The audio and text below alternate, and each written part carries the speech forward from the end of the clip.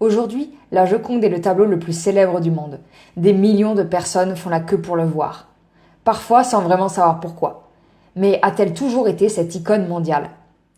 Revenons quelques siècles en arrière. La Joconde est peinte par Léonard de Vinci au début du XVIe siècle. C'est une œuvre remarquable, les contours flous, le regard, le sourire. Les spécialistes l'admirent et les artistes la respectent. Mais elle n'est pas la star du Louvre. Il n'y a pas de foule devant elle. Pas de barrière, pas d'alarme. Elle est accrochée au mur, comme beaucoup d'autres tableaux importants. Le 21 août 1911, un lundi matin, un homme décroche le tableau au Louvre. Il s'appelle Vincenzo Peruggia, un employé italien qui avait déjà travaillé au musée. Il retire la peinture de son cadre, la cache sous sa blouse et quitte tranquillement le bâtiment. Le lendemain, un employé du Louvre passe devant l'emplacement habituel. Et là, la Joconde a disparu. Le musée ferme, la police arrive. On interroge les gardiens, les employés, les artistes, mais pendant 2 ans, personne ne sait où est le tableau.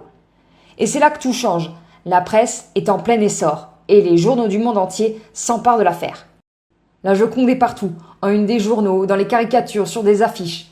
Son visage devient familier avant même que les gens ne l'aient vu en vrai. En 1913, Vincenzo Peruggia tente de vendre le tableau à un antiquaire de Florence, Alfredo Geri, en affirmant vouloir rendre l'œuvre à l'Italie. Méfiant, l'antiquaire prévient le directeur de la Galerie des Offices, Giovanni Poggi. Lorsque le tableau est examiné, son authenticité est confirmée.